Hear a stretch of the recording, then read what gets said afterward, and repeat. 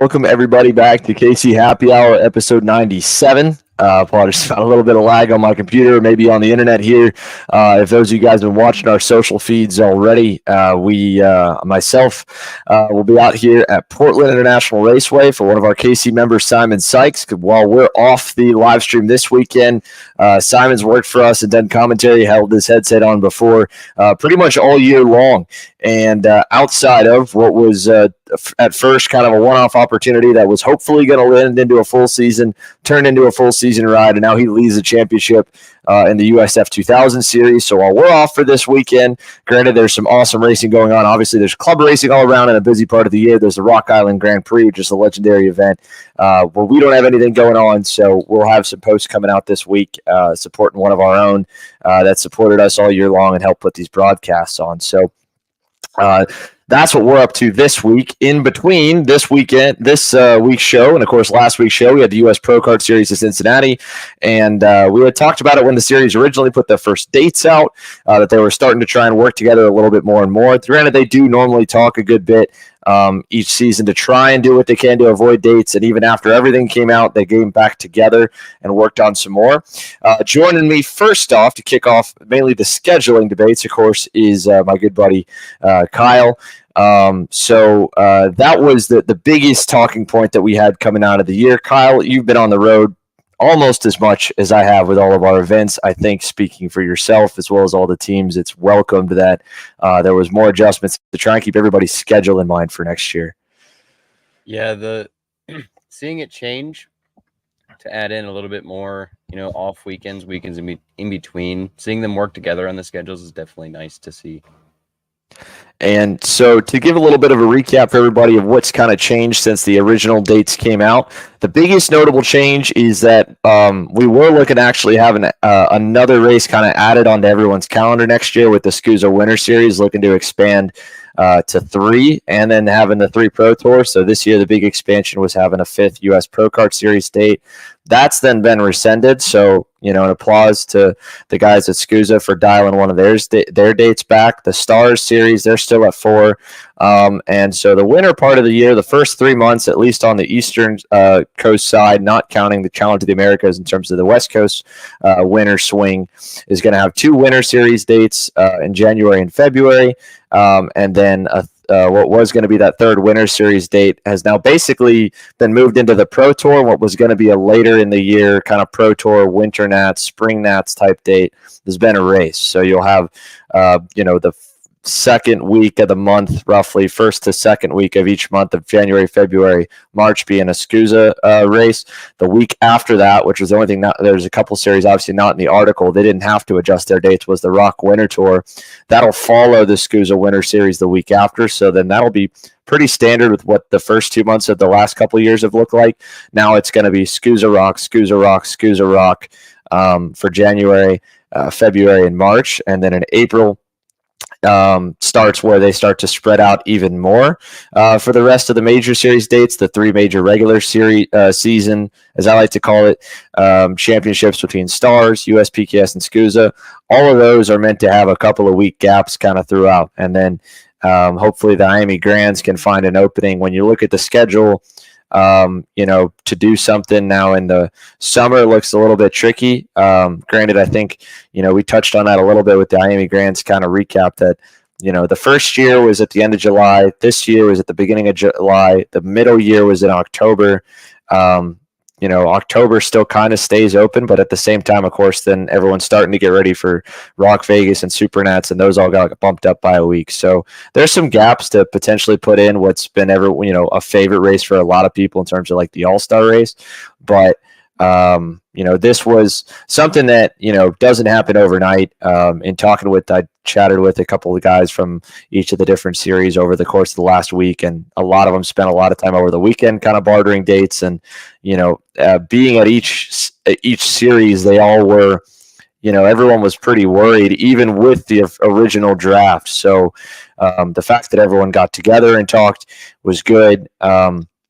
everyone, I think, in our sport realizes that we all need to, work with each other and work together. But, we're racers at the end of the day. Kyle and I, I mean, we're media guys. If there was, three other kart chasers, we'd be trying to be nice, but at the same time, we'd want to beat them, So, it's a tough line to walk. It's no different than the teams wanting to get together and everything. But the truth is, and the one part that I kind of wanted to nail it off, because it's pretty standard of about it, is that, whether it's teams, manufacturers, race promoters, and even us, the people that hold the most power are all of you guys that are watching along at home. And this stuff doesn't happen without the end drivers and families applying pressure kind of all the way up the chain to say, hey, we want to race. We can only afford to do this. We can't take this much time off back to back. And, every bit of that feedback is still what's kind of holding up the track locations for everyone, because, logistically, and there's an argument made to stay at the same racetrack, then everyone's costs go down. But I know from speaking with parents this year that for what was 3 major races in Orlando in a row, everyone kind of gets tired of going to the same racetrack over and over again. It's the same at, sometimes we get a couple of years ago, it was about 6 races in a row at Newcastle between club races and regional races and national races. So all that said, that was cool. This weekend, I thought it was so cool how well, run the track did to welcome this event. I think it's understated, at least how much work goes in on the track side to kind of prepare for a big race, especially when they haven't had them before. And we get, spoiled by going to Newcastle, Homestead, GoPro place or track house, places that host races regularly that are massive.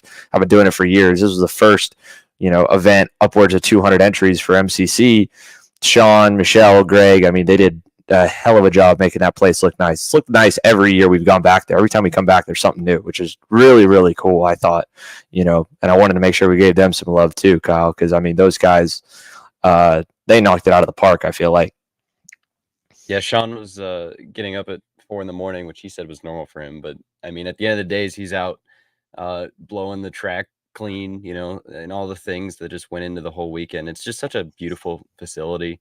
And, I was personally happy to have a national event in Ohio. But yeah, everything, it was a great weekend in Cincinnati. And it was different. You were on the ground more than I was. It felt like it was a little polarizing from each of the drivers of how they felt about it. I was joking with people that I like to say that it's kind of fun to put the drivers in a box and make them squirm and not make every track super easy for them to race on. Now that I'm not and haven't been racing for quite some time, what did you think of the product that was on track and what it looked like for everybody?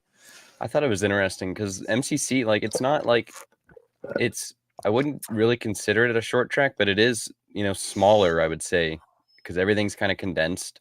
And there's not a lot of, I mean, there's 2 long straightaways, but like the front straight has a curve in it. And, you watch, like, I just watched some of the onboards from this weekend, and it's like they didn't have really much time to breathe through the whole track. And the passing zones, like, it wasn't like a Newcastle or like GoPro where you can make a pass and, not lose a bunch of time. And it was pretty easy to block. So, I mean, you kind of it was different than what we've been seeing all year. I mean, from what the tracks we go to, like you said, like Newcastle and GoPro, like it was different. It was kind of neat to see that. How about we bring in a guy here who was on the racetrack this weekend and now is officially an X30 Pro race winner. You've got a bunch of K wins, but now you've won in the big boy class. Granted, you've been racing it and been up front, been podium in this year, Harley. What was your take on the facility? You were there. You ran the test weekend the week before, right? Came in town early and drove a bit, or no? Yes, I was there testing the week before. I really like the place. It's probably one of the best places I've been to this year. The track's amazing. The field is really good. Brings great racing, so I can't really complain. And then to just, like, what sticks out about it, from driving it over the course of the weekend? Like, if you were to describe that place to someone that had never been, because I feel like it's definitely a good bit different than some of the other venues we've gone to this year. Yeah, I think it's like a real driver's track. It's got the fast bits, it's got the slow bits, it's got a bit of everything. The bumps in some places, and then the camber, the uphill, downhill. It's got a bit of everything. And if you want to go practice somewhere, it's there. You were running both this weekend. I know you mentioned it to me quickly that with how the gaps were on the timeline, you only had the one session gap from the X30 to the K, and the K, you're doing a lot of work on it yourself. So, is this a track where you guys were having to like mess with ride height a little bit because of how much curb you wanted to take, or sacrifice your line a little bit if you were going to run a lower ride height at all? Like, what kind of setup stuff were you doing? Was anything non-traditional?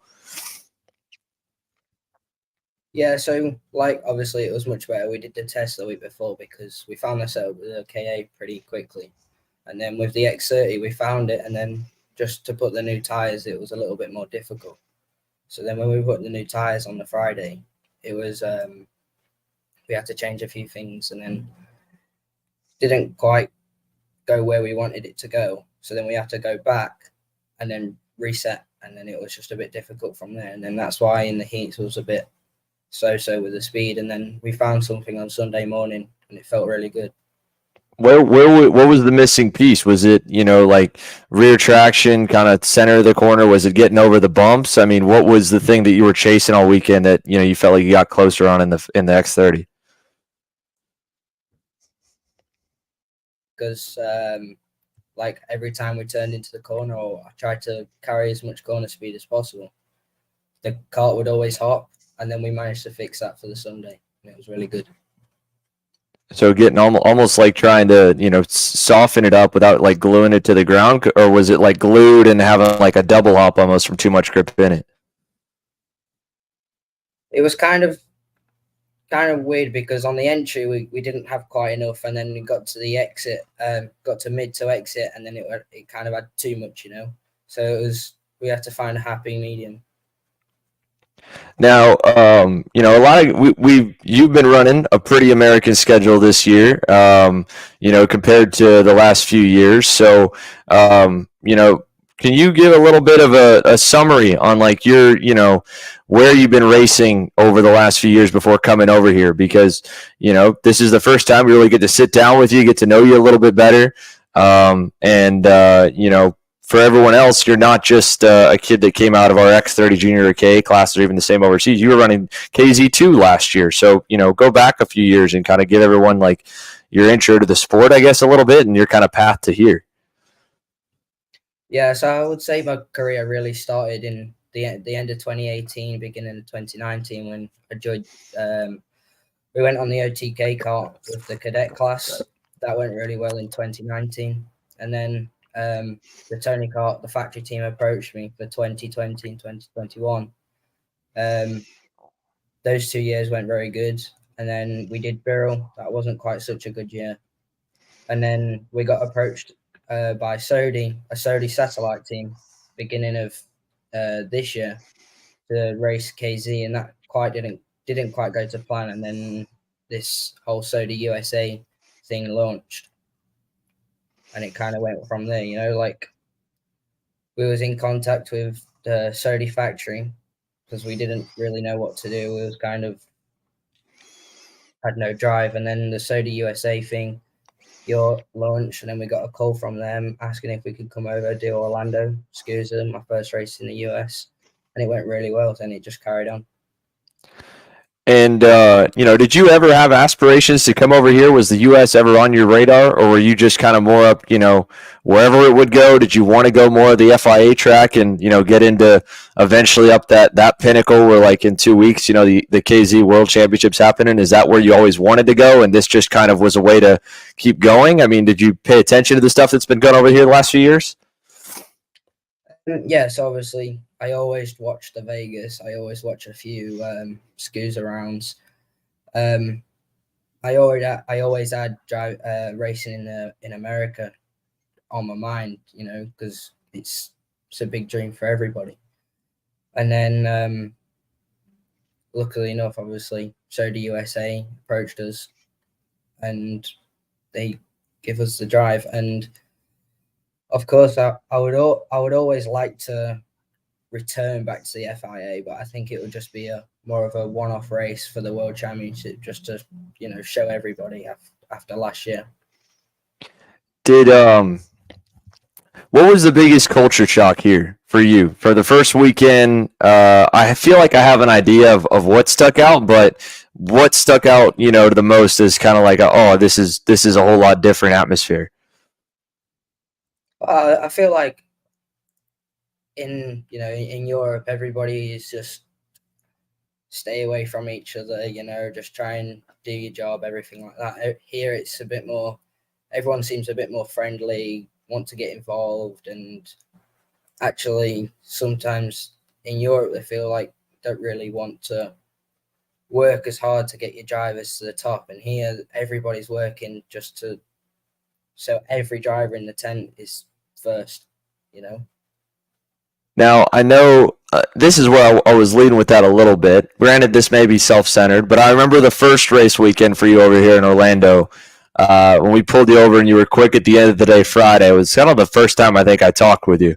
And we did the post-day interviews, and you're like, it was you, Brandon Carr, your buddy, came over with you, and you're like, man, like, I suck at interviews. I hate interviews. I hate doing the media stuff. I just want to drive. And then we go to the grid walk that we did that race weekend, where I went down the grid and was messing with everybody and talking to everyone. I went up to you and Brandon, and you ran away. And then we get through that weekend, and I'm like, all right, like, we're going to have to work on this kid a lot. And then we get to the very next race that I see you at, which was USPKS Houston, and you came out to me on practice day. You're like, yeah, like, let me into – I want to give me every interview you got. I need to get better at them. I need to figure out how to do this stuff. What changed your mind on that so quickly? Because I didn't even have time to, like, say, hey, this is something valuable for you that you should do. People are going to want to root for you if you talk and let everybody know who you are. What was the switch? Because you went from one weekend not even, running away from the camera to the next weekend asking to be on it.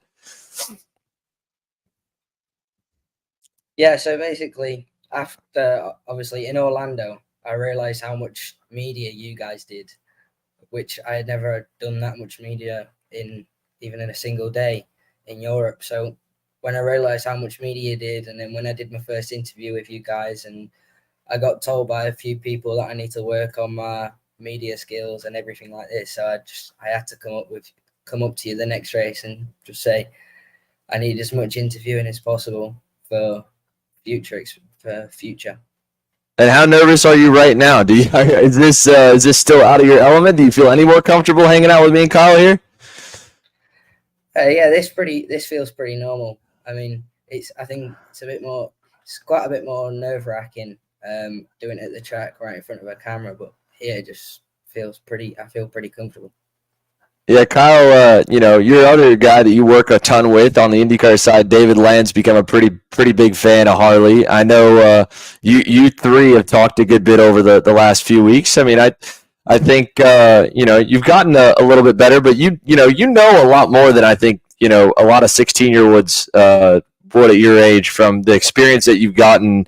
And the way that you're able to break stuff down off camera is, pretty impressive. I mean, Kyle, I'm grilling him a lot. I want to tee it up to you to grill him a little bit more, because we got to make you more uncomfortable to get people to know you more. But Kyle, you are the one that can relate to this the best, because in a funny story, Harley, Kyle, I've talked to about this. When we started the show 97 episodes ago, basically over 2 years ago, Kyle, I first tried to have him on, and then we were like, okay, Kyle's not saying too much, so let's move Kyle back behind the scenes for a bit. And then Kyle started doing more podcast stuff this year, and I was like, all right, 2 years later, Kyle's finally comfortable to talk in front of a camera as well. So he's been in your shoes in that regard, and I think a lot of kids can relate to that too. Kyle? Yeah, it all just kind of comes from not just being behind the scenes all the time and actually having to, like, work a camera and be on the grid and stuff and put in a position where you have to talk to people. But when David came on, he immediately became a fan of Harley just because of the banter that Harley would go on about off the camera. But then he put him on camera, and we've been working with Harley so hard to get the off-camera Harley on camera, and we're getting there. We are so close. We are so close right now.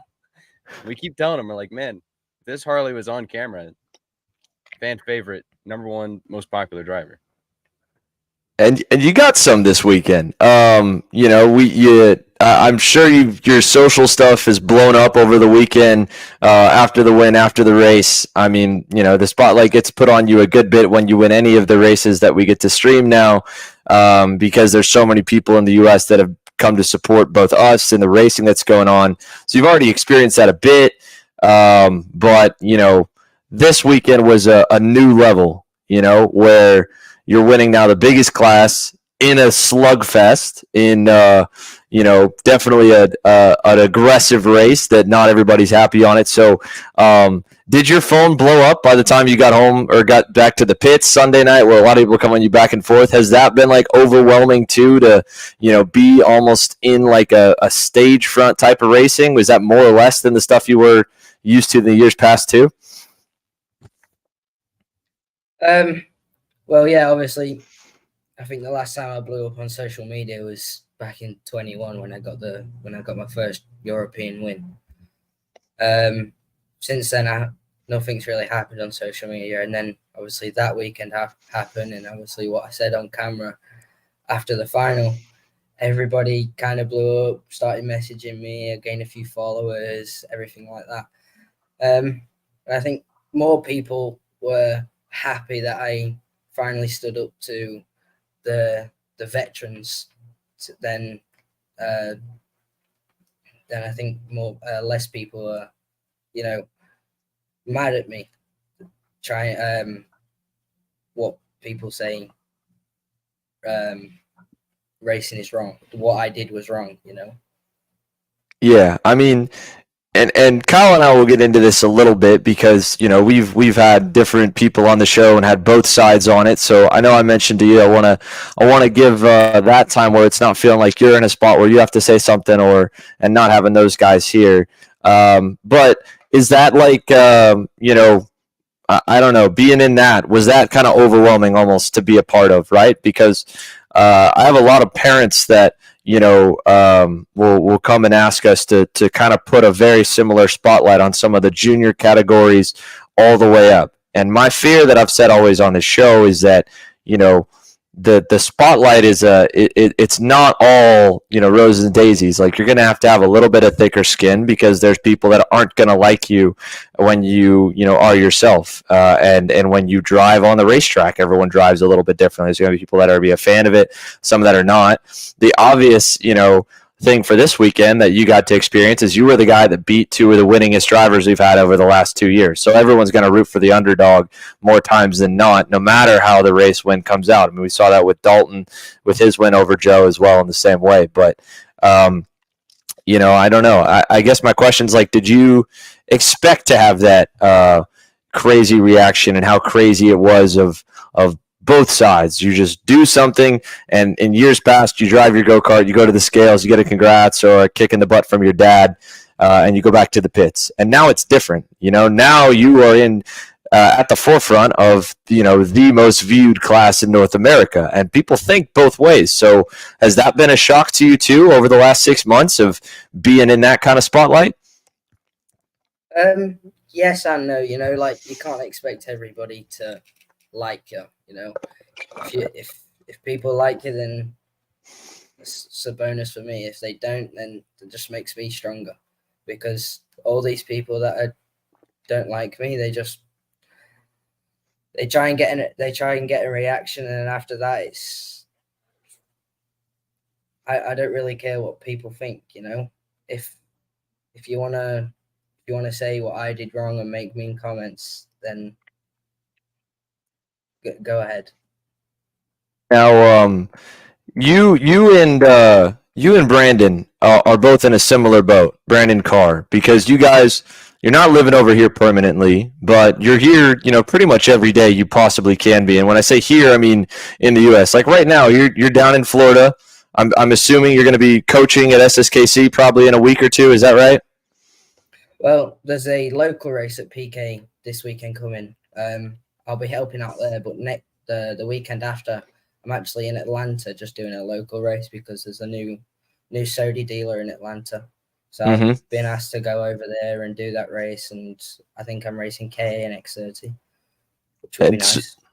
yeah, it's back at my home track, my old stopping grounds with Leo, right? Yeah, with Leo, yeah.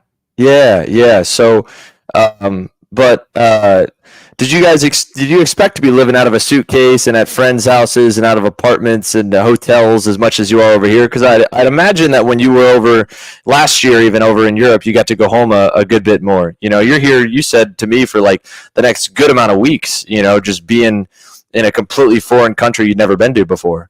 What's that like? Well, yeah, I'm kind of used to it. Europe is just as flat out here as it is here. Like in Europe, I would spend 2-3 months at a time, and it's exactly the same here. Like last time I was here before Cincinnati, I was here for 3 months, and then here I'm also here until October time. So it's pretty normal. I'm kind of used to it now.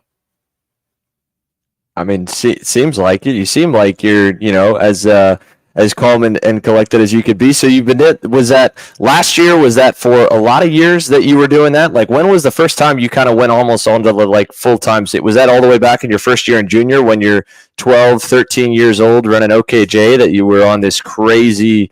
Because I don't think people understand, how committed, both the guys over there and then for foreigners that come over here like yourself, like Brandon, are on the racing schedule. I think some of our American families that are going over to race, like Italian championships and then go and run WSK in mini, can understand it well. But that's a very small part of our racing population here. Like, at what age did you start having this kind of lifestyle where it was more than just running national events and then coming home the next week, like being on, away from home for 3-4 months at a time? Yeah, so I was 12, 13 years old, and I was out with Tony Kart. I did a race, and it was kind of just back to back to races, and didn't really have time to go home. So when my dad wasn't working out in Europe and had a chance to look after me and everything like that, I had to stay out there on my own. I was out there for 2, maybe 3 months at a time, and then I'd come home for maybe a week or 2, and then I'll go back out for a month, 2 months. I didn't really spend much time at home since I was 13. I think the most time I spent is 3 weeks. Really? And so when did you become? Are you doing, I guess, online school? Do you just kind of do like homeschooling yourself? Are you in like a virtual academy? Well, yeah, so I finished school at the end of 2020, beginning of 21, and I've just been trying to do as much as possible without interacting with racing. Without me getting distracted by the school or distracted by the racing. So I've been trying to do as much as I can away from the track, and as much as I can at the track. Have you ever had like moments on the road where you're away for 3 months and you kind of consider hanging it up? Because again, like, this is such a dedicated sport, and you're like, this is it. This is all that you're doing is race to race, weekend to weekend, working between, coaching between, and not being able to go home, not being able to do a whole lot, on the home front with friends, and you connect with them maybe probably, I'm sure, a couple times a year, but that's a lot for a young kid, like yourself. I mean, you're only 16 now, right? Yeah. So basically, when I went to Italy, I was kind of just going back and forward, staying out there, and I didn't want to go home. I got asked a few times, "Are you ready to come home yet?" And I just said, "No, I want to stay. I want to stay here, work, do my job, and then go out racing the next week." Racing's in my blood. I've been doing it since I was 4 now, so it's all I want to do. Well, I know that you got more that you got to get to. I want to get to a few other things here that we can't have you on, just to be fair to everybody else. But as well, everyone maybe for the first time is getting to know you, and probably congratulate you if they haven't already on the big win from the weekend What do you want to say while you got the floor to everybody else that's reached out over the course of the weekend and this new count, following for a now new race winner? What would you like to say to everybody? Yeah, for all the ones that have supported me, I'd like to say a massive thank you. Everybody at home, thanks to her mum, because if it weren't for her, I could possibly not be here. Thank you to Thierry, Sodi USA, because if it wasn't for him, I wouldn't be here. Sodi factory, my dad for the mechanicking, and everybody else who has got involved and supported me and everything like that. Well, we'll let you go. We'll let you get back to it. Best of luck in racing Atlanta. I think you'll have a lot of fun there. That track is gnarly to the millionth degree. It is so much fun. Unfortunately, the paddock will probably never see a national race there. So Marian's got to race there. I don't know if you talked to him about it. He's a good guy that can explain it from the first time he went. It's wild. The place is wild. It's a good time. So you'll have some fun. Thanks for the time. And we got our first commercial break. We'll come back. Kyle and I, we got a lot to break down. But good to chat with you, Harley. Thanks, Xander. Thanks, Kyle. KC Happy Hour is proudly presented by the Rock Sonoma Karting Championship, presented by Cameron Race Promotions, the most competitive Northern California karting series. Featuring a 2-day format with practice on Saturday and racing on Sunday, multiple track configurations, and a massive prize structure including tickets to Rock Vegas, race car test opportunities, and race rewards. Rock Sonoma is the training ground of multiple national karting champions each year and race car champions as well. Featuring a full Rock Cup USA class structure with each race weekend streamed live via YouTube, it's a series you cannot miss. For more info, check us out online at zanzarukarting.com.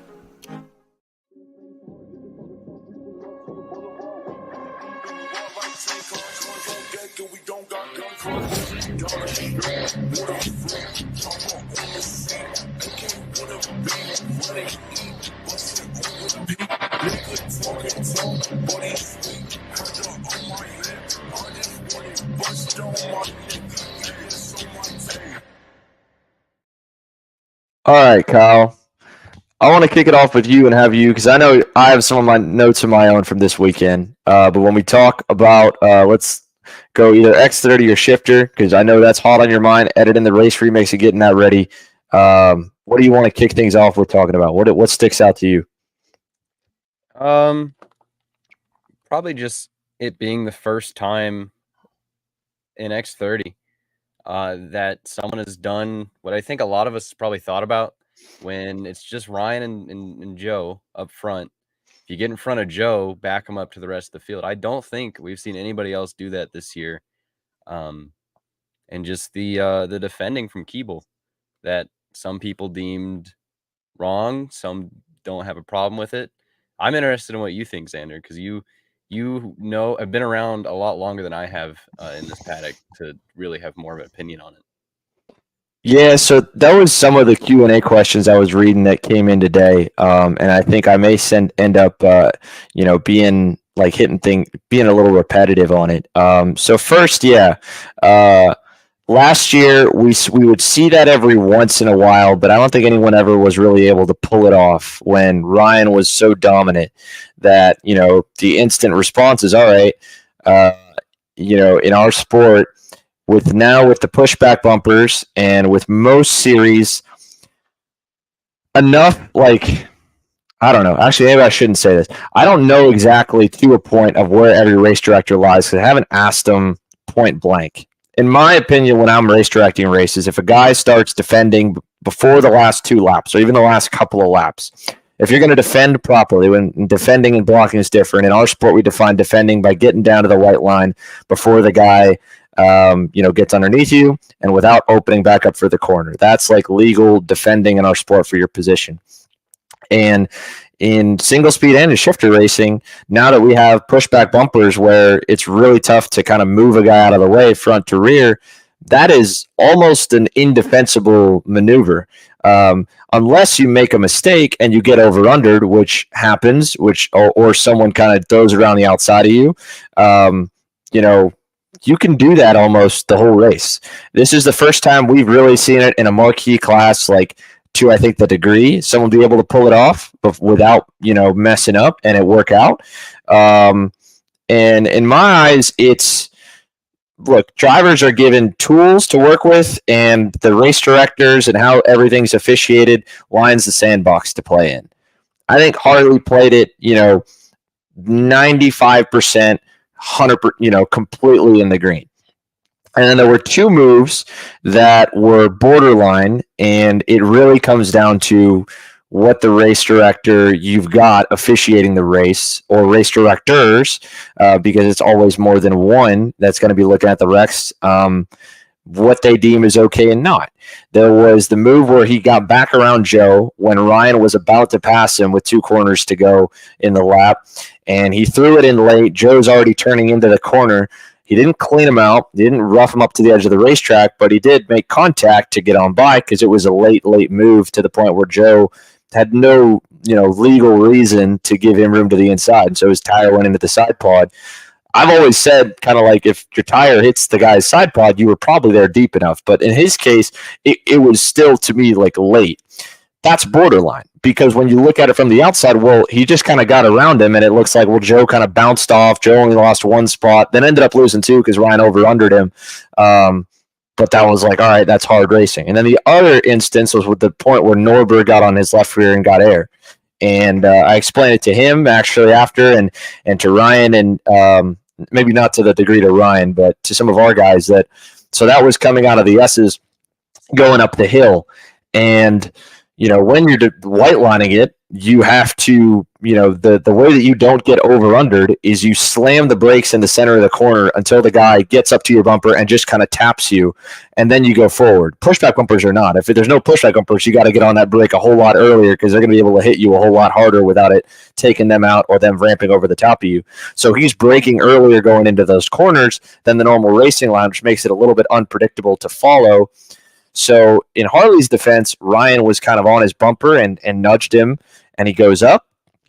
But, in Ryan's defense, if a race director is okay with you moving a guy up out of the groove early in the race, if it's early defending, then Harley shouldn't have been allowed to kind of come back down and chop his nose off. So everything that he did, outside of those moves, to me is 100%, gone. And with the Joe going around the outside and him kind of letting off the brake and opening his hands, running up the edge of the racetrack, I guess you could count that as move number 3. But all of it's like kind of on the aggression, like gray area, and it's a move. It's moves out of, like you said, if you think the guy's slower, you do what you have to do, and that's kind of the world of racing that we're in right now, like it or not. If Scusa came out at the Winter Series this year, and Bo, the race director, said we're okay with a bump and run if someone's defending. And we saw that in action at Utah when Hodgson was right behind Turney, and Turney was up 1 groove by the corner. Now, I don't know. We didn't have the best angle if Oliver was getting pushed, so I don't want to put words in Oliver's mouth or slander him by saying he just knocked Joe out of the way, because it was a line of 3 carts all lined up behind Hodgson. Either way you look at it, Joe, there's contact between Joe and Oliver, and Oliver literally said, he's like, we're all getting shoved into the corner. I was the first guy that could make the turn. Gets underneath Joe, goes ahead, takes the win. Turney protested it, and the ruling stood. So if you're going to go by that precedent from Utah, where if you are blocking but you do get moved up 1 lane in Scusa, then Harley should have gotten a penalty for coming back down onto Ryan coming at the top of the S's. But we haven't seen that in a USPKS race yet, where someone has moved someone up out of the way for a race win this year.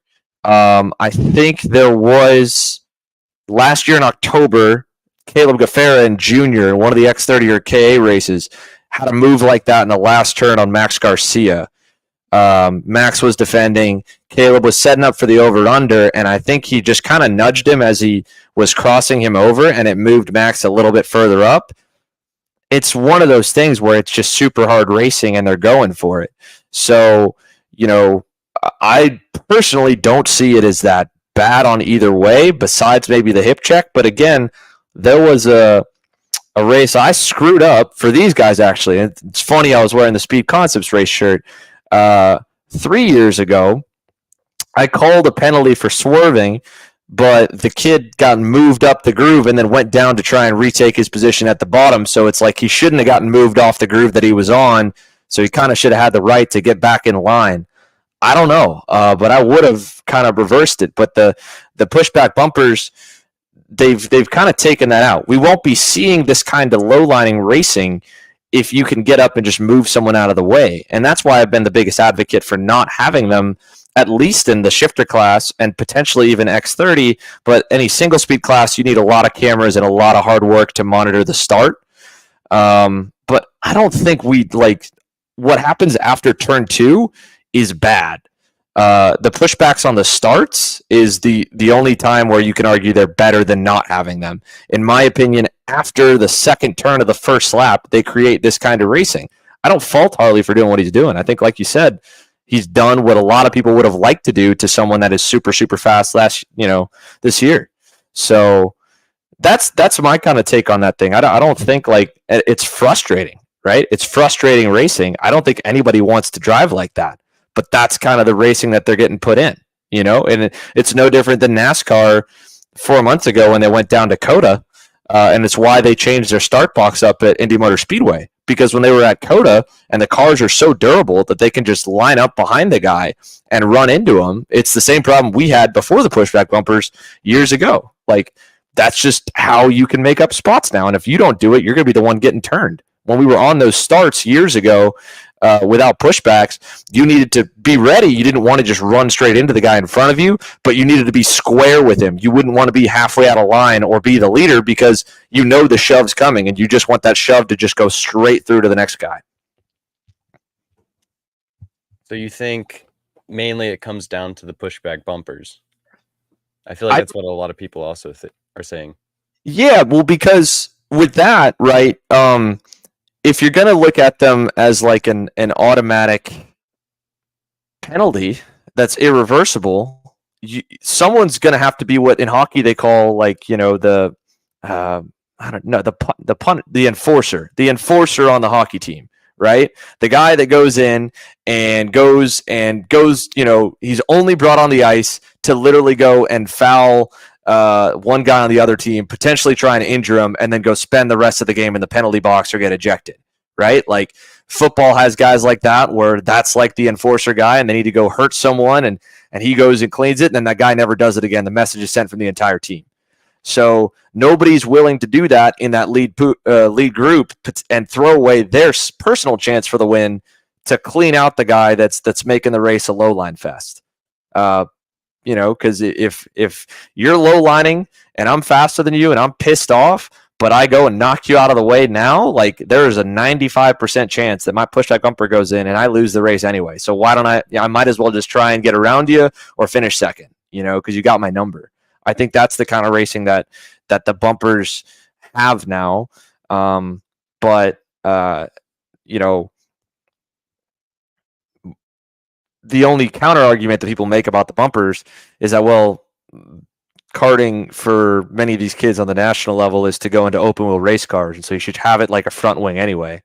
And you learn how to race like that. And in open wheel race cars, it is, like that, where if a guy, you see it in F1, those guys defend and whatnot, but that's a different discipline of racing. They have to learn how to drive those cars differently anyway. I don't think that's a strong enough argument to keep the pushbacks in and have the racing be like it is. Because Joe and Ryan, if they're watching, this now or their outcome from the weekend, probably going to the next race is like, all right, this is how we have to play. We need to get out in front. And the moment I get to the lead, I got a low line.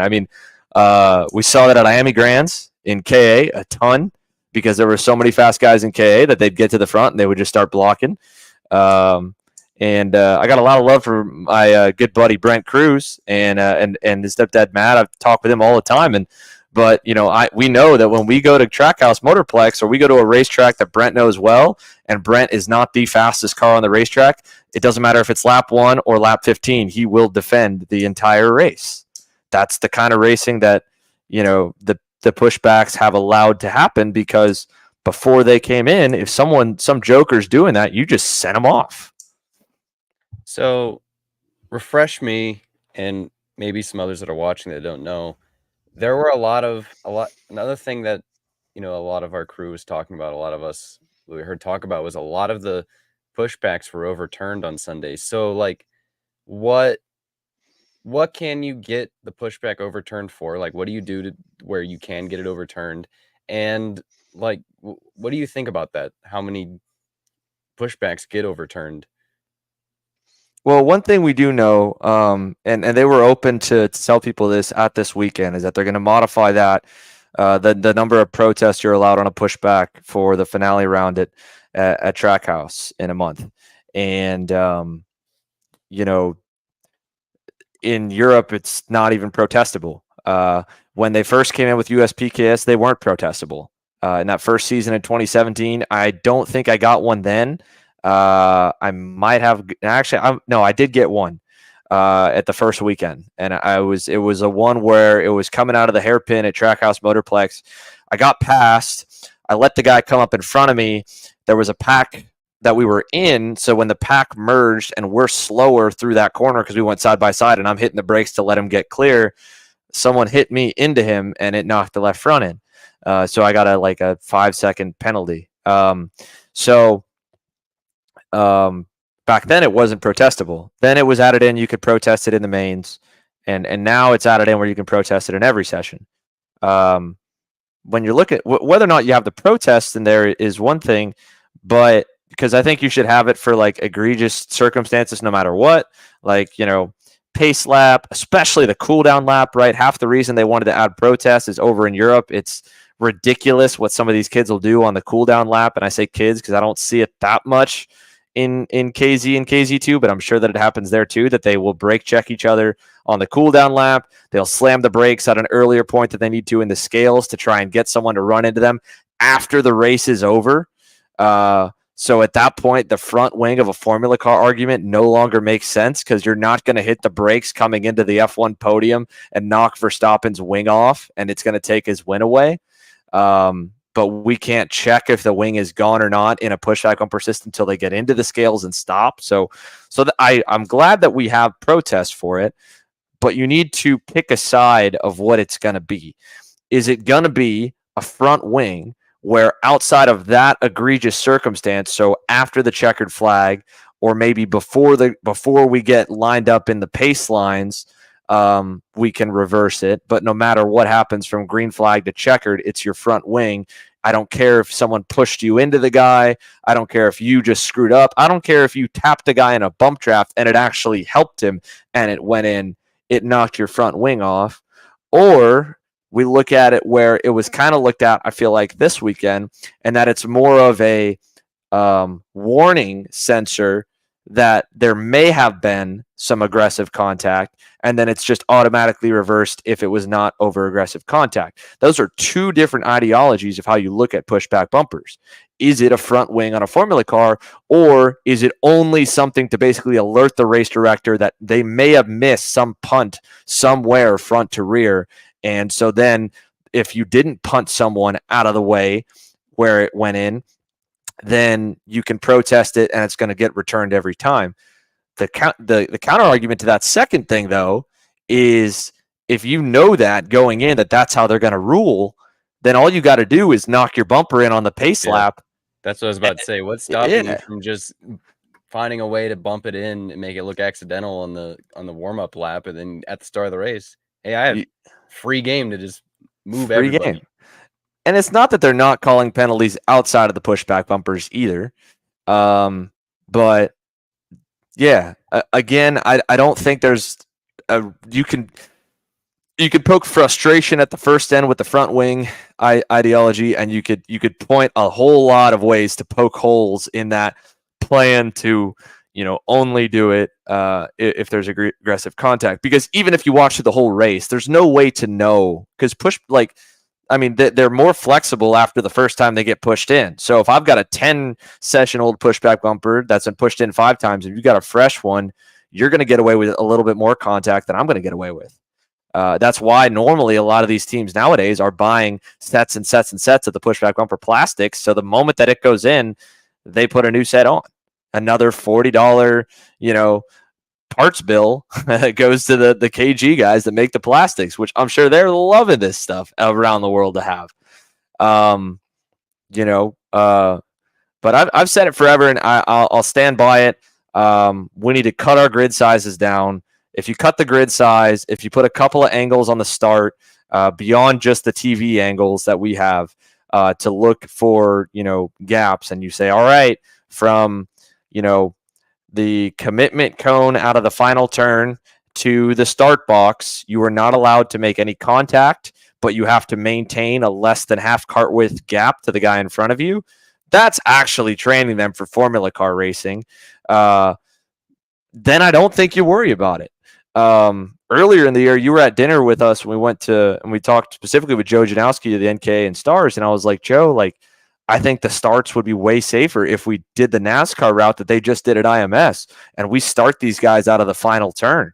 Let them spread out down the front straightaway before they get to the braking zone. Don't pack them up. You don't need pushbacks. You don't even need cameras on it then. The leader's going to gun it out of the last turn. Old school style will be good. His counterpoint to that makes sense to me. He said that since we moved the start box further down by turn 1, the amount of red flags and incidents statistically is way lower. So that pipe dream I had earlier in the year has been negated because we need insurance to race and we need to stop sending people to hospitals. So, but yeah, I mean, that's a, I don't like that we have them. I think either way, you cut the field size down, you cut some problems out, and you maybe open the option where we don't need to have them anymore. If the starts are really, really well enforced, I think they just cause more harm than good. I think they produce X30 races like we had on Sunday. But I don't think you should get mad at Harley for it, like some of the comments are, or applaud Harley for it, like some of the comments are. Harley's just playing the game. The pushbacks, the officiating, how we rate. The drivers they drive how they're allowed to drive, and right now that's allowed, and there's no counter to it. Yeah, absolutely. Let's talk about Shifter a little bit. Is there anything from Shifter this weekend that you have that you want to talk about? I think so. This builds on we talk about stuff from Shifter. I think what we saw this weekend, we saw it a lot better than what we saw a month ago at Newcastle with Billy at Newcastle having the overflow bottle on his oil kind of dump onto his pipe. And a couple guys were complaining that they couldn't move. Like they were getting oil onto their front tires from it, the little bit that would come off of its overflow. And then this weekend, similarly, the hose clamp failed on both Gavin Bailiff, and then he dumped water to the guy behind him, Michael Riccio. That guy fell 3 seconds back. And then Alan Isambard did it incidentally, funny enough, or I guess ironically, to Gavin the very next heat race or two heat rates later, and then Gavin fell back like 3 seconds. So, granted, with water coming out of the engine, that guy's on borrowed time anyway, and in both cases they blew up their motors because the water came out. But that was cool to see because I think it was a much better showing of fluid coming off of the motor affecting the guy behind you, but you're still able to continue, and the debate of whether or not that should constitute a meatball flag, because to the naked eye, all we would see was sparks of, in this case, steam of the water instantly evaporating off of the exhaust. And we only saw puffs of smoke when the oil was evaporating off the exhaust of Billy. And I don't want to pick on Billy because I've seen it happen to a couple other shifter drivers this year too. That was notable to me. Cool to see Michael Riccio good. And I kind of want to bring Shifter back into X30 a little bit, because the other thing that was the big note of the weekend, right, was the Harley and Joe and Ryan kind of being on opposite ends, right, and not really agreeing on how they wanted to race and being frustrated, but I don't feel like they really had a lot of talks with each other. And then Paulie and Vizarro going at it in the main, and that's went over from the heat. And when you look at like how, X30 now, unlike even at this point last year, has a lot of 18 to 25-year-olds in the class at the front. And those guys, I feel like, they haven't been told this I don't think they've been in a lot of classes where they're used to having that many veterans up at the front. You know, I mean, Joe goes back to Europe and he races 15-year-olds. Ryan was racing 15-year-olds over here outside of Garrison. It felt like most of last year. Paulie in the mix and Kremer's there sometimes, but there were a lot more young kids in that lead pack. That now there is like a consistent lead pack of older drivers that have been racing against each other for a while. And that is similar to Shifter, because when you look at how AJ and Marian are able to interact with each other on the pre-grid, are able to talk to each other after the race, and how they both broke down that, like, while they roughed each other up, like, it was fair play, and they both were on the same page of how they should race each other. And granted, I'm not saying it's been a fairy tale story for those two guys, because it hasn't, because we've seen them mouth off at each other this year in the winter and at Utah last year, but they've been racing against each other now for 2 full seasons. And now they're like, hey, I'm racing against the same guy this weekend that I raced against last weekend. I know I'm going to get into it with him. We need to, get a mutual respect going. We need to talk to each other. We need to, say, hey, this is how we're going to race and this is how we don't. And so I want to bring up the Paulie Vizaro incident for the people that only saw the broadcast part, because Vizaro caused a huge wreck in the second heat race Saturday that destroyed Paulie's go-kart, destroyed Terlecki's go-kart. Terlecki went to a backup. Paulie luckily was able to replace the crash bar and a few other things. I think it was the same wreck that spun out Garrison and took out McIntyre. And it was the first time that Dario Vizaro has ever run in the top 10 on a weekend. He qualified 5th or 6th or something, and was like in the, his speed was decent. And then in the main, like, he didn't, nobody went up to that kid on Saturday. And I texted to Tulio, because he was his teammate. I was like, Ali, I think you should talk to this guy and explain and say, hey, congrats on running good and getting your speed going, and happy to have happy to have you racing at the front with us. We don't race like the midfield does, right? And this can eventually trickle down to the midfield too and clean that up. But it's like, this is not a war zone. This is a strategy chess match. Back there is checkers. We play by this set of rules. We do this, we do that. We've all been racing around each other for a while, and this is how you should drive. And what you just did was not how you should have driven. And you may not understand that right now, but I'm telling you, as an innocent third party, hell, I'm telling you as a guy, if I'm Tulio, as your teammate, I should be biased in your corner, and I'm not, because you didn't do the right thing there. And that didn't happen. And then we go to Sunday, and he catches Paulie, and the first thing he does is move him out of the way again. And it's like, that's strike 2, buddy, and then Paulie cleaned him out. So for people that watch the broadcast, they might have only thought, oh, Paulie just way overreacted to this guy, bumping him out of the way. No, this guy destroyed his go-kart, caused him a bunch of damage, didn't apologize, didn't say anything. And then the next day, the first moment they're together on track in the race, and the guy catches him, he doesn't even try to pass him. He just runs, moves him out of the way. And so Paulie cleaned him right out. And I was trying, and I didn't get to, and I'm saying this now because I didn't get to talk to Dario, but I would say the exact same thing right now, that what you did led to that. That's not how these guys race. They don't like to bump and run each other out of the way. They all get upset about it. And have a good conversation for 30 minutes.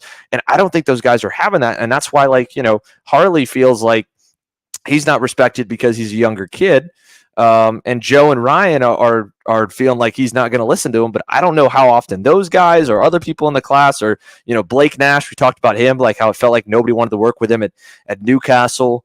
And I really wish these guys would be like how NASCAR was described, from what I can tell, in the 90s, when Dale Earnhardt and Rusty Wallace and the veterans would go and they would talk to the younger drivers of what to do. Or you hear like Tony Stewart talks about it all the time, about how it used to be back then. That in his, there's a clip of him on Dale Jr.'s podcast years ago when he was talking about a Busch race at Pikes Peak. And he was driving Junior hard, like racing him through the corner. And I guess at that time, the way he described it is that, the NASCAR guys would just let a guy go and then tuck back in and ride and then go back around him, or, bump him out of the way if the guy was kind of being a nuisance. Where Tony's coming from the IRL, where you race hard every corner because, you don't get as many it was just different. And so he got moved out of the way and he was pissed. And then, someone came and told him that's how they raced back then. So the shifter guys, they have this down. And that's why the shifter races, people say, look boring sometimes, because, there's not this extra controversy. There's not different guys playing by a different set of rules. We have that a little bit in X30. And I think that I hope that, these guys can realize that they have the power. There's more veterans at the front of that field than rookies. They should go and have those conversations with these newer drivers that start to get into the lead pack and say, if they're out of line, let them know. And it can't be the guy on the opposite end of the table that they just wrong. Like, Paulie's not the right guy to go talk to Vazzaro about why he chunked him, and because Vazzaro's not going to listen. And in the same way, Ryan and Joe being involved with Harley, they're not the right guys to go talk to Harley, or vice versa. But I really wish we had that, because we're so close to having those guys be the class that they should be, to be good role models and set an example for all the junior categories to look up to and how to race. And that, drawing on how Shifter has that down, I wish we could see that in the X30 class, and I don't think we have it yet. Yeah, I agree 100%. I don't think we have that yet. It is a different time than we've had in a few years, because like right now we have. I was just thinking about this today, where it's like, man, last year it was Ryan at the front. Garrison would run every once in a while. And we had the Tullio, but it just feels like this year there's a lot more veterans. There's a lot more full-time guys that are here every week. You look at our, stat sheet, and there's way more guys who have all, I think the max right now, including Rock, would be like 17 rounds. Like, there's so many guys who have run the same amount of rounds, who've won race. Like, look at the different winners this year, and they've all won races. Like, and they've all been around for a few years now. I feel like this year, more than others, we finally have that group of veterans. And I mean, more guys coming to the front who haven't normally been at the front. Eventually they're gonna learn we need the veterans to be the role models that'll lead them to how they race. Yeah. And like, I think all of them, no one wants to be like the one preacher, of the town, right? That's a big, set of shoes to fill, right? Like Dale Earnhardt Sr., that was a guy larger than life. That was, the guy in NASCAR that could lead that. Had he not been there, maybe there wouldn't have been that. I don't feel like there's that, so much in the Cup Series right now, like they've complained about. And, I mean, you see it in IndyCar, right? Like, look at Gateway last weekend. It was like Pato's interview hinted at the lap drivers, the drivers running, at the back of the field, not giving respect again to the lead lap guys. There's not, the closest thing to a mayor, I would say, in IndyCar would be like, I don't know. I don't think a guy sticks out, right? You would say Dixon by stats, but at the same time, I feel like Newgarden has been enough to be a veteran that he's kind of the poster boy.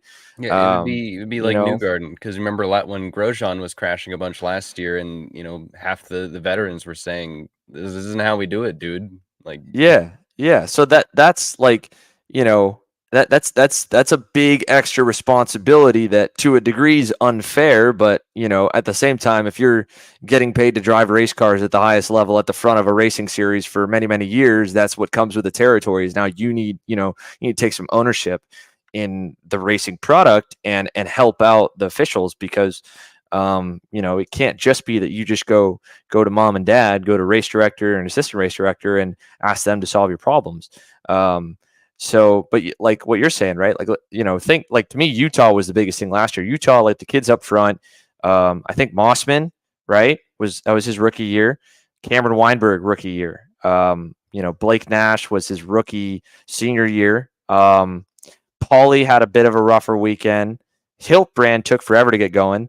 Cole Kleck, Nate Cicerelli's second season. And you look at that same time period this year, Ramos was out of a seat at the time. Morgado was not racing in the U.S. Turney, not in the U.S. Hodgson had not done a single X30 start last year until Newcastle, and then did Supernats, and he's done a little more this year. Garrison was not running that weekend. And then now, with Morgado, who is 21, Ramos, who's 20, Blake Nash, who's 19, Paulie's, who's 19 or 20 and is definitely a veteran now. Joe's 22, Ryan being 24, Garrison 24, Hodgson's I think 27. There's a lot of talented full-time veteran guys. So, and to Harley's credit, Harley's got a really, really good, an extensive background too that, should put him in that category. He's just the new kid on the block this year running up front.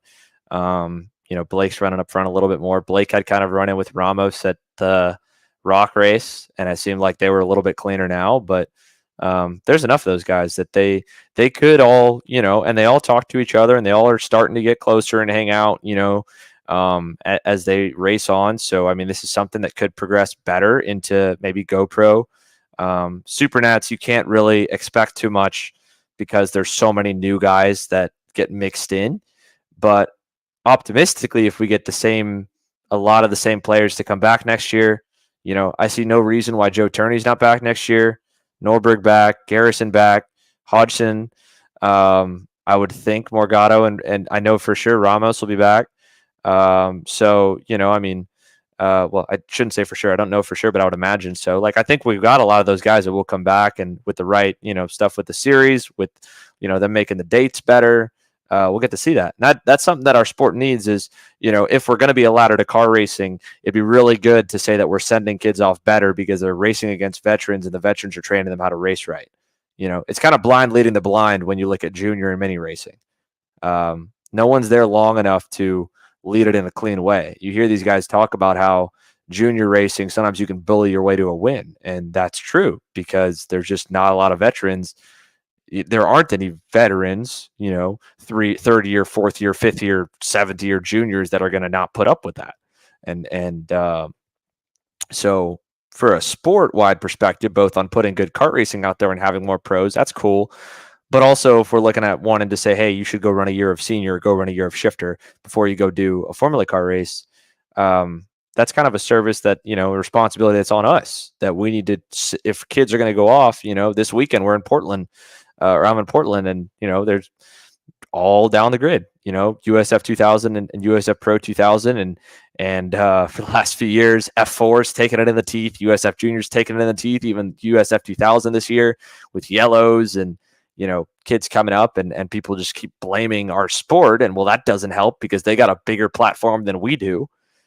So it all boils down to, if we have that, we're going to send off a lot better kids to go race in other disciplines. And it's going to make our sport look better and grow in the end too, I think. Absolutely. Let's go to, you got anything more for that, or should we get into Q&A here after the break?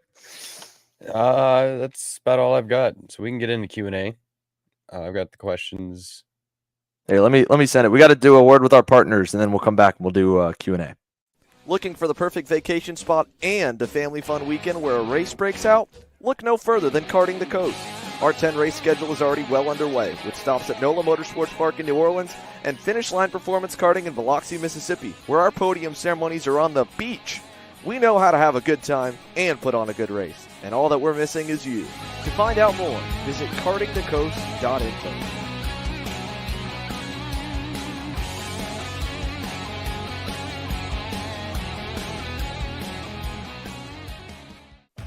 Kart Store USA is a kart parts supplier that racers and retailers can count on when they need reliable advice and service. We focus on servicing all racers with honesty and pride while maintaining customer satisfaction. We carry a full stock of Kart Republic and Tony Kart chassis, as well as IAMI and Vortex Rock engines. We've also got a host of other parts available and in stock, such as products from Rev Performance Materials, Jekko Racing Seats, and more. We have a 100% satisfaction guarantee, and on top of that, if your order exceeds $200, shipping is on us.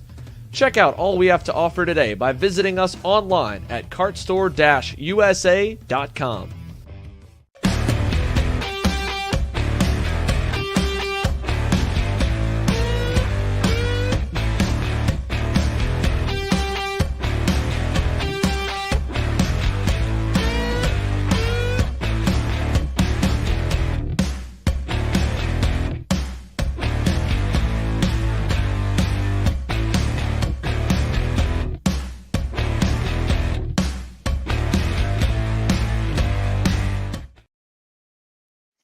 All right, let's get into it. Ask Xander, presented by Mega Power. Kyle, hit me. What do we got?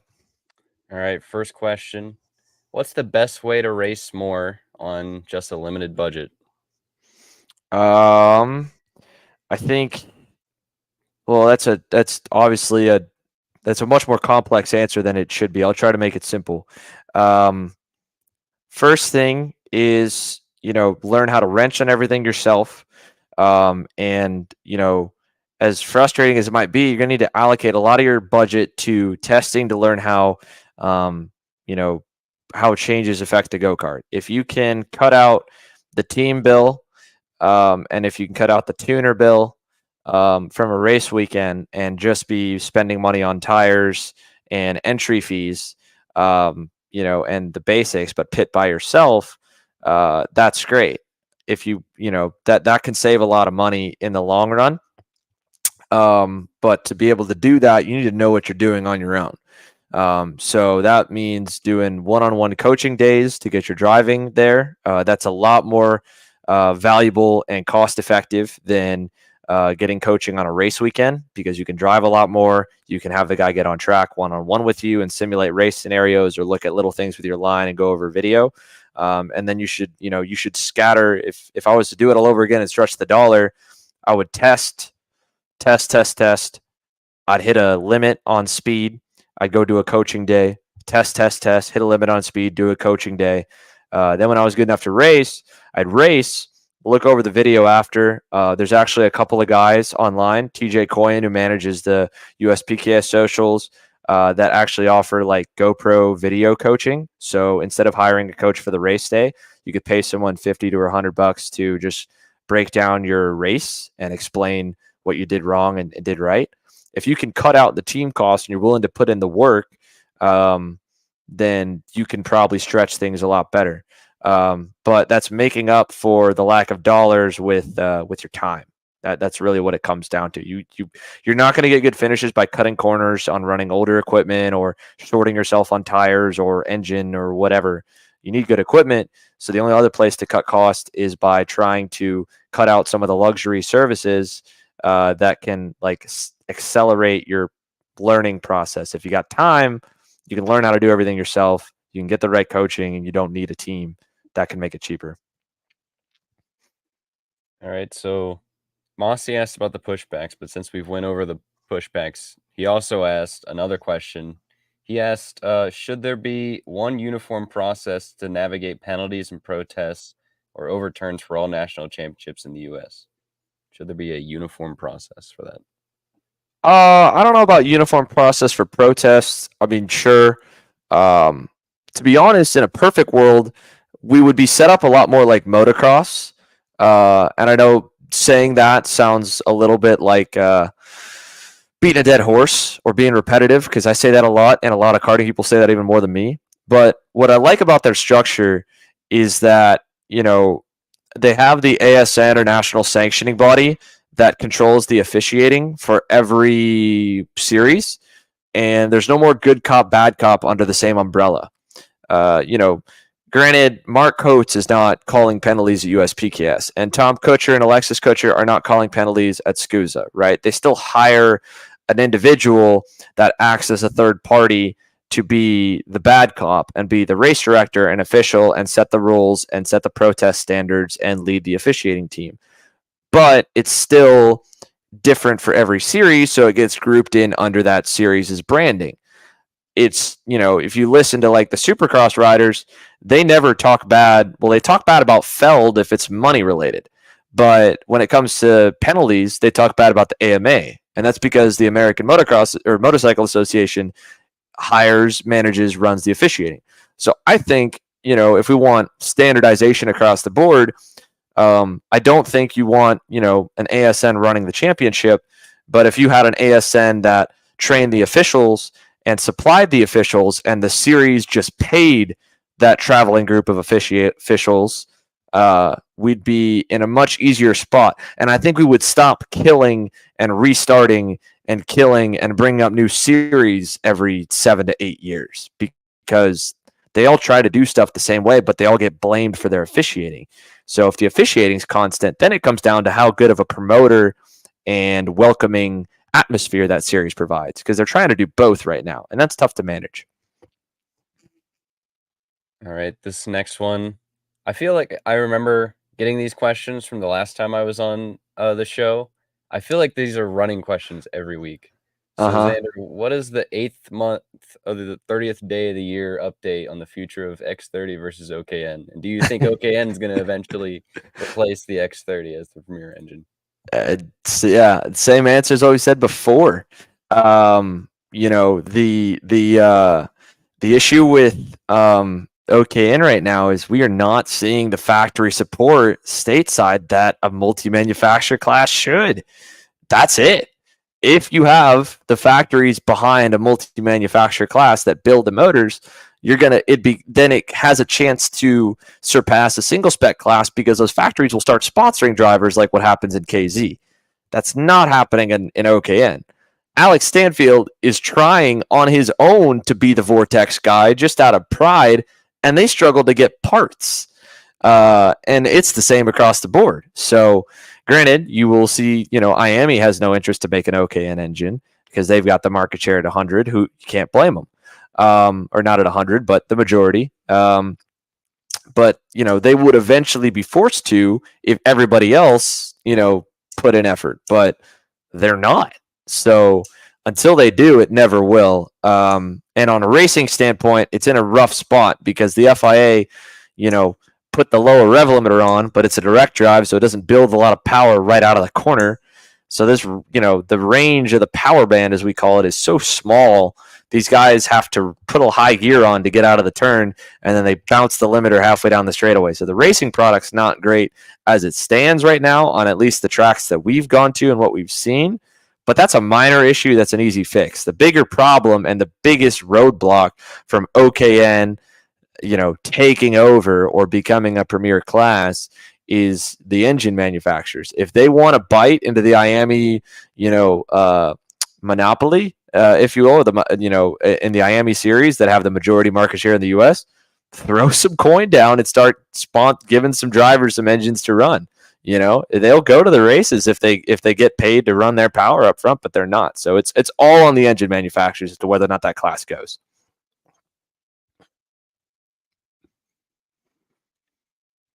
What's next? All right.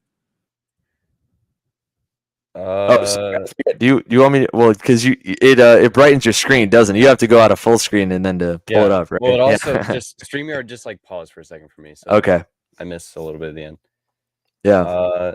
So we got a few Xander questions here. Okay. These are fun. So first, how did you get into commentating?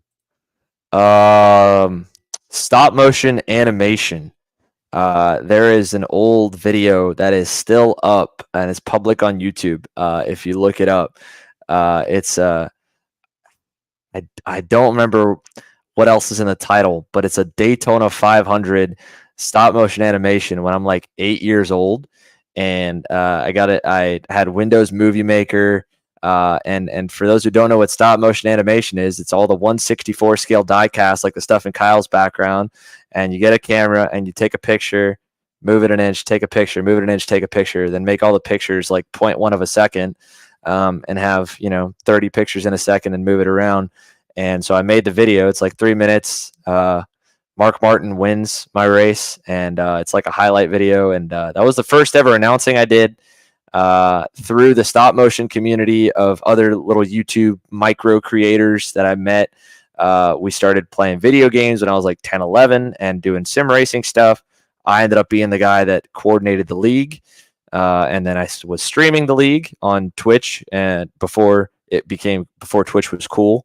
We didn't have a lot of viewers. And so I was announcing that. And then when I went to my first club race in Barnesville, Georgia, I asked if I could go announce when I wasn't racing. So we had like 12 classes, and they let me, and then they let me keep doing it. And, one thing led to another. One series comes through and you lead to the next series. And, before I knew it, I was scheduling my college classes around going to announce and using that money to pay for like 1 or 2 extra races.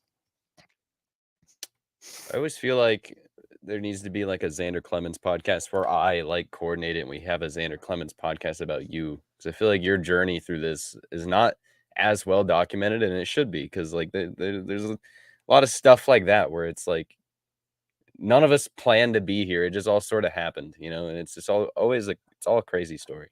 Yeah, I like popping in. I they still have. I still try to keep in touch. It's funny that so many of those guys that were like just when I was like 11, they were like 14, 15, but all just being in sim racing, and a ton of them work in NASCAR now and work for teams, and a couple of them have been able to do racing careers, beyond the sim racing world. And I'll check in with them every once in a while, and they check in with me, and it's like the same thing. Like we were all just a bunch of idiots online playing video games, and now we're actually working in the sport that the video games are based on in all different fronts, and that's pretty cool.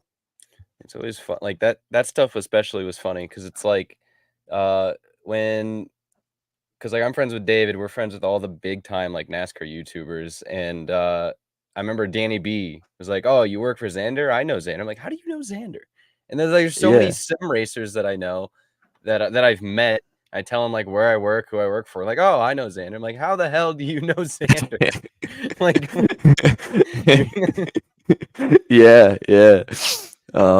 I don't remember if Danny B ever ended up racing in the league that I was in, but he like would pop in like our voice servers all the time.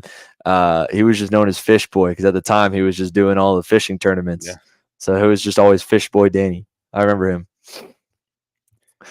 So the next Xander question comes from Alessandro DeTulio, and he asks, "When are you racing X30 Senior again?" There was actually another question that wasn't Ale that asked when you were going to race again. So when's it happening? I don't know. I need to stop going on the road. So I get asked it a lot, right? I think that happens almost every time I put up the Q&A for me. I would like to. I turned 25 last week, so I know that I'm not getting any younger. And the farther you get away from it, the harder it is to get back. So I'm working actively to get back. But I know that the spotlight is going to be, at least somewhat. This sounds conceited to say. The spotlight is going to be on me no matter where I am on the racetrack. Even if we tell our broadcast people to not put it on me, people are going to watch how I do. I don't want to suck. So if I'm going to go and race again, I want to test and I want to be good about it. And it's also really important, as cool as like those couple of questions come in. I don't know how much that's the vocal minority versus like the silent majority, because if I do race, then I feel like people are just going to say, "Oh, well, my $10 a month to Kart Chaser is paying for Xander to race," and I don't want it to look like that. So I am trying to figure out a way to get back. What I want to do if I'm going to race again is I want to turn it into a scholarship car like the year after I race. And so I want to do 1 year of racing, or maybe 1 year in K and then 1 year in X30, and model what a driver should do from a media side and the social media side, and vlog the whole thing. Open my guts of every setup change we make. And, because I don't think that's as big as everybody makes it to be, on a race weekend. But at least explain the whole process and really like show what it's like to work your way to the front and what it takes. And then after that, step aside and say, I'm going to do this. I'm going to be the model, the test dummy of giving full video access and training someone. This is what your social account should look like on every platform. This is the media. This is how you handle sponsors, and then keep those sponsors happy and try to give that to a deserving driver the next year. And I think if we market it like that, people won't be too upset if I race. But that's the other thing. The personal thing is I don't want to suck on camera, knowing that everyone's going to watch. The secondary thing is I don't want our awesome audience to feel frustrated and feel like we're wasting money for me to go play. So if I'm going to race, there needs to be a reason for me to do it, not just to spend money and get to drive again, as much as I would like to. Yeah, Alessandro better be watching out, because by the time he's going to be asking for you to race again, then you're going to be beating him. Joe, Ryan, look out, Yeah, I don't know. I wasn't beating the USPKS podium. Maybe belt already. Who knows what you can do. Yeah, I do think I got out right when I was starting to hit my stride and get going good. But I'll give credit to those guys, especially like Austin Garrison, one of the most humble dudes out there. Like, I was joking with him like at the last race. Yeah, I thought that wasn't you out there. Like, he'd loaned his helmet to a buddy. And I was like, I've been behind you enough. He's like, yeah, you've been in front of me too. And I'm like, yeah, you remember that? Like the one race that I didn't beat you, the rest of them you kicked my butt. So I don't know if I'll be that good. I'd like to be that good. But if I'm going to do it, I want to test. I want to do it right. And I really want to make sure that everyone knows that I'm doing it for a reason, and it's not detracting any of my focus from growing the sport and growing what we're doing. All right, the last questions are kart chaser related questions. There's 4 of them here, so I'll just go all of them at once. They're asking, will we be at the makeup round for the Ohio Sprint Series? Why don't we stream SSKC? Do we have plans to come to Canada? And the last one, I'll just go ahead and answer. They asked if we'll be at TSRS or Rotax. We'll be at both. I thought that was that us or was that me? What? I thought that one was asking which one I was going to. No, it said, will we be at TSRS or Rotax? Oh, well, we announced that we're both. Yeah, we are going to both. I did see one YouTube comment come in asking how to send a question in. You can send a question in the comments. There's actually one that's come in on YouTube as well. We'll get to the YouTube comments and the Facebook comments here in a minute, too. These were all ones that were submitted off private messages or some of our other posts today. So if you guys have any more questions, you can keep sending them in. All right, let's go back to them. Let me see them here. Final round at the makeup round of the Ohio Sprint Series. No, we'll be at the final round at the Motorsports Country Club of Cincinnati. We will not be at the makeup round. That's on the same weekend as the US Pro Kart Series. So we won't be at that one. We try normally to not split our crew off of a major national. The only exception to that is the Rotax Grand Nationals, and that's because they have Rob Howden coming to announce, as well as Henry Bodette, who, by the way, if Henry's watching or hears about it, I think that dude is insane. He is awesome. He is. I'm excited. I'm so excited to see Henry again. But no, we won't be at the makeup round. We'll be at the last round. SSKC. It's a good series. I've worked for it for many years. A lot of, the last few years was because I was helping, so I couldn't go. But we're still not at a point where it's, really makes a whole lot of sense for a lot of regional series to have us, and vice versa. Our model's not good enough just yet where we can show up off of our own dime. So on that same kind of question, someone was asking, Luke Ryder, hey, any plans to do anything in the Northwest? There are some strong series out here. We've entertained it. The dates just didn't line up to come out to like the Tri-C shootout the last 2 years. I think there was the Ohio race we were at, and then, or maybe USPKS. And then the year before that, there was something else. But I saw that the streams went over there. I saw that was cool. So I do want to get out to the West Coast. Obviously, I'm in the Northwest this weekend here at Portland for Simon. I think that would be cool. But for us, we have to get our stuff out there or ship stuff in, or maybe have a team coming from the previous race, or driver stuff all the way out there. However we do it to go around, that's a lot of money that someone's got to pay for, and we don't have any silent backers or investors. We're fully bootstrapped off of all of you guys. So if we're going to go somewhere, it's a combination of advertising revenue, believing that we'll get some subscription revenue, and trying not to charge too much to the promoter, and the promoter has to help us out with the rest of the bill. So that's where we stand today. If we had our full decision of we could go wherever, we would be doing 5 broadcasts a weekend, and we would just be hitting every race under the sun, hiring a bunch of people, putting a bunch of content out there. But it takes money. So, and we just don't have that to fully spend. Because at this point too, there's only so many weekends in the year, and just like Rotax and the TSRS weekend, like we have to split up 2 groups to go do both of those, and one stream will go on a different system versus the other, and it's a whole thing. We have a lot of talented, great people already, but I mean, just if we were doing the double weekends, we did it a little bit last year, but if we were doing more double weekends, then it would definitely be tight. It would definitely be tricky. Yeah, and the double weekends, right? Like, full disclosure, guys, we're not gonna make probably any money off that TSRS weekend, even if you factor in a fair bit of the monthly subscriptions, because we'll have our main stuff at the Rotax Nats race, and we'll be renting extra equipment to make up for it, because we own a lot of money worth of equipment, but it's about a set and a half. So when we have to do those double weekends, it's either justifying buying set number 2, set number 3, you're talking tens of thousands of dollars, or rent for $1 to $2 grand or a little more. So when we do those double weekends, it doesn't really make us any more. It stretches us thin, and we've got, our best people split in half. So, it's all stuff you can make up over time, right? We've been slowly adding to our fleet. We've got a bigger range of equipment this year than last year. But yeah, it's, crawl, walk, run. We're getting there, but we're just not there yet. But we do want to go to Canada. Had a lot of good talks with some of the guys up there. Had some talks at the Pacific Northwest. Had talks with people in California, Mexico, all places that we'd love to kind of take our product to and get over to. It's just got to make logistical sense. And if our model can get a little better, if we can keep growing, and maybe we have a race that's fully on pay-per-view, and there's enough pay-per-views, and the promoter doesn't have to sell out an arm and a leg, and we don't have to lose money to go. There's a lot of ways to make it work. Just need a little more time. To answer the last question specifically, if it was about you, which one? You'll be at Rotax, right? Specifically. Yeah. I'll be at Rotax too. Yeah. Specifically, yeah. I'll be at the Rotax race.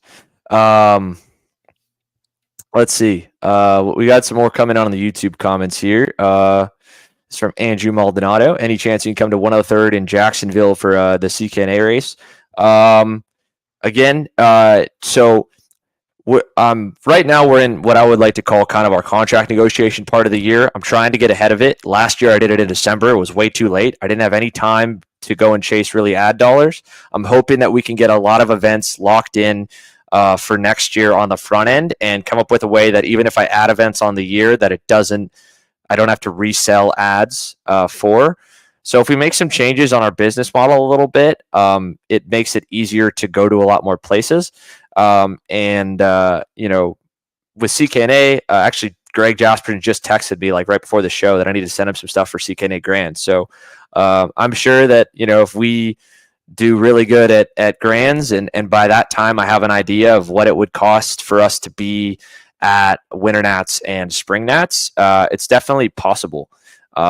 So if we were to go, it would probably be for the Winter Nats. It probably would not be for like a CKNA South regional race. I mean, it's such a small race for us. We don't get a lot of views, so we won't make money on that end. And then on the other end, the race promoter is not having that many entries, so they don't have a lot of money to spend on it. But I think there's a fair chance we could get to that one. But not confirmed yet. But at least, the good news is we're at CKNA Grand, so we're working with the same people. We can, talk to it and entertain it, and if it makes sense, if there's value on both ends, then we can definitely go. I have more people asking if I think these last ones are all asking for me to race again. Is there Kyle Uchinsky? Kyle asking, will I run if he's sponsored me? Yeah, I mean, well, it just depends on the race, right? Like if it's a 206 race, I think I'm decent enough. I'd be all right. If it's K or X30, I mean, I'm in the gym a lot, but that's different. And that's you have to be a lot more on your game when it comes to consistent laps and stuff. The 206, even the KA compared to the X30, you can be a little bit off, and the draft can kind of help. Or like, you go to a big track like Newcastle with the soft tire that CKNA runs. I feel like, I'm not saying that the drivers aren't good, but I think it'd be a little bit of an easier transition than like this weekend X30 at Cincinnati looked brutal. So I wouldn't want that to be my first race back, but maybe. And then this from Racing Junkie, Zander, get CKNA to waive your entry fee, find some tires, and I'll put you a competitive 206 car at CKNA Grands. We have a garage and could turn wrenches. See, part of the deal is that I am going to announce they do have Dave Mack and Tony Cirillo. It's tempting. I don't know. Yeah. I'll just wear your suit and your helmet, and we'll pretend that I'm you. There you go. Kyle's been asking to race. Nobody ever asks if Kyle wants to race. Yeah. It's always asking if I want to race. I won a road racing championship like 10 years ago. I'm ready. I can do it. Oh man. But yeah. See, yeah, mic up my helmet. See, that's the cool stuff. If I'm gonna do it, that's the other thing. I don't want to just work on us, because I probably could right now. I mean, we have a great relationship with a lot of teams. We could trade stuff, and the value of me being there with the name that we've built up for our company and myself getting to ride along with that. Getting a go-kart, getting a series, asking for a favor to waive the entry fee, give us some tires, give some engine builder some stuff and go run. Great. The cash that we need to raise for it is I want to pay for a guy like Kyle to film me the whole weekend. Guys to edit the week before. And we want to make sure that if we're going to do it, we're going to get a lot of exposure. We really make it actually a marketable thing. Mic up the helmet, mic up whatever else. I don't talk a lot when I race. Contrary to popular belief, I don't think I've said a single word in my helmet in a race kart session. Maybe in a rental kart session, I'll laugh. But I guess I could try and talk through it. So you could be like the Twitch streamers who are actually like good at video games. They're just entertaining through the race. Like maybe, yeah, we could have a Xander cam that's like going during the live stream, mic'd up, and I'm running around in umpteenth, and just man, like God, I hate sucking at. I'm in 26th, or if they start there's gonna be like 80 to 100 CKA medium guys, so maybe I'll run in 80 at the 206 medium, but I'd mic it up. I'd do a bunch of cool stuff. I'd love to do it. And also, we gotta but I don't want to announce and not be focused on driving. So that's on. Each year, each weekend, our guys are getting better at commentating. And as long as I'm confident that I can leave the Kart Chaser stream fully for the day, I want to be one end or the other. So no, Cooper. See, these guys, these people think that I commentate the race inside my helmet. They would ask me this, Kyle, like I would, okay, at like Scuzanola a few years ago. Like I think it was like 2018, and it was Hannah Greenemeyer's like rookie year.